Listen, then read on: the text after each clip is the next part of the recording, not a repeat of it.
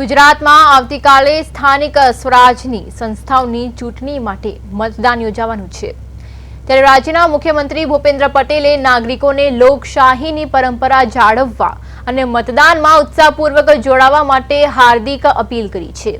મુખ્યમંત્રીએ વિકસિત ગુજરાતના નિર્માણ માટે દરેક મતને કિંમતી ગણાવ્યો છે।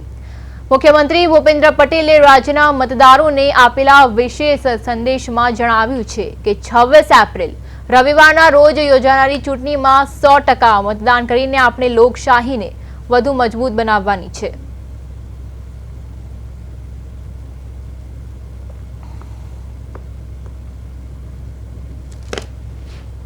जागृत नागरिक भाईओ बहनों सौने मारा नमस्कार।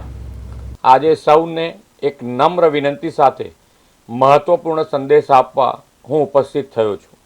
आपणे सौ जाणीए छीए के तारीख 26 एप्रिले राज्य में स्थानिक स्वराज्यनी संस्थाओनी चूंटणी योजाई रही है। आ मात्र एक चूंटणी नहीं परंतु अपना लोकतंत्रनो पवित्र उत्सव है। लोकशाही परंपराना मतदान ए अधिकार साथे नागरिक तरीकेनु कर्तव्य पण छे। तमारा एक मत तमारा शहर जिल्ला अने तालुका तथा गाम अने समग्र समाजना विकास ने वधु गति आपशे। ए माटे दरेक मत अमूल्य छे।